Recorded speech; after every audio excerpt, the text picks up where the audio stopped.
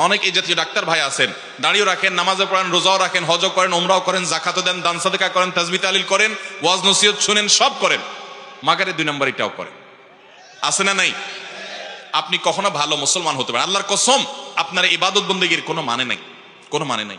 আপনার জন্য সবচেয়ে জরুরি কাজ হলো মৌলিক ফরজ কাজ 5 ওয়াক্ত ফরজ আদায় করার পর আপনার জন্য সবচেয়ে জরুরি কাজ হলো হারাম ছাড়া।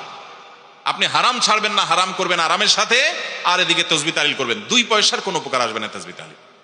ডাক্তারদের কথা আমরা জানি যে রোগীর যদি 50-100 টাকার মেডিসিন হয়ে যায়, তারপরও তাকে 1000-2000 টাকার টেস্ট দিয়ে অযথা হয়রানি করে কমিশন খাওয়ার প্রথা, এটার নিয়ম, এটার রেওয়াজ, এটার বদ কালচার আমাদের সমাজে অনেক ডাক্তারদের মধ্যে আছে।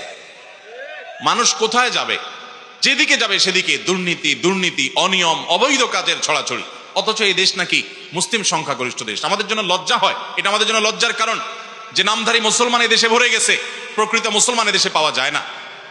অতএব ভাইরা আমার, ভালো মুসলমান হওয়ার জন্য হারাম ছাড়া জরুরি।